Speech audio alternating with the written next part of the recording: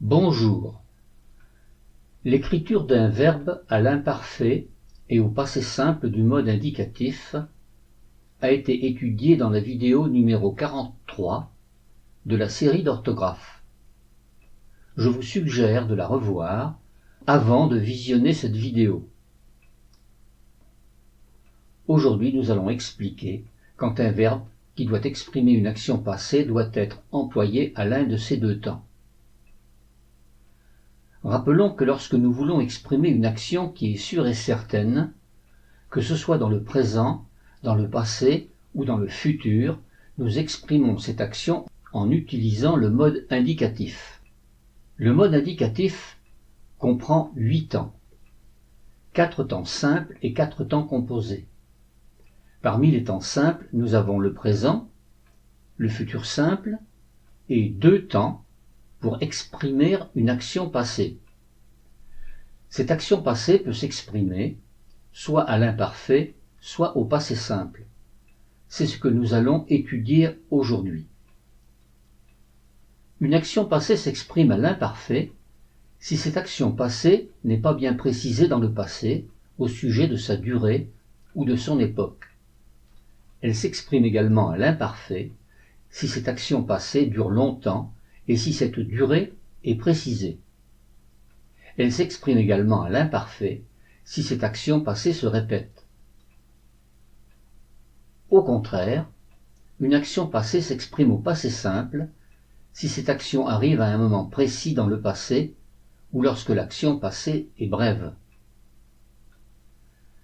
Dirons-nous autrefois les Gaulois habitaient dans des huttes ou autrefois les Gaulois habitèrent dans des huttes?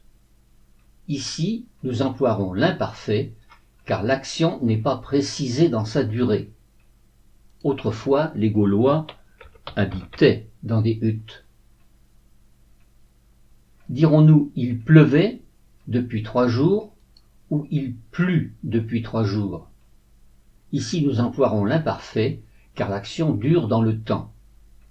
Il pleuvait depuis 3 jours.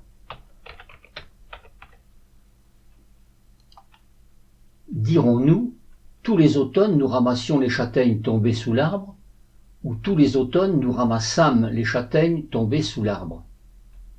Ici nous emploierons l'imparfait car l'action s'exprime également à l'imparfait car elle se répète dans le passé. Tous les automnes nous ramassions les châtaignes tombées sous l'arbre. Dirons-nous il pleuvait depuis 3 jours, soudain la pluie cessait, ou il pleuvait depuis 3 jours, soudain la pluie cessa?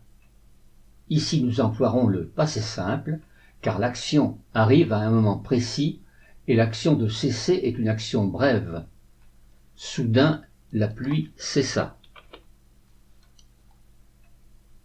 Dirons-nous les enfants jouaient dans la cour, la cloche sonnait la fin de la récréation, ou les enfants jouaient dans la cour, la cloche sonna la fin de la récréation?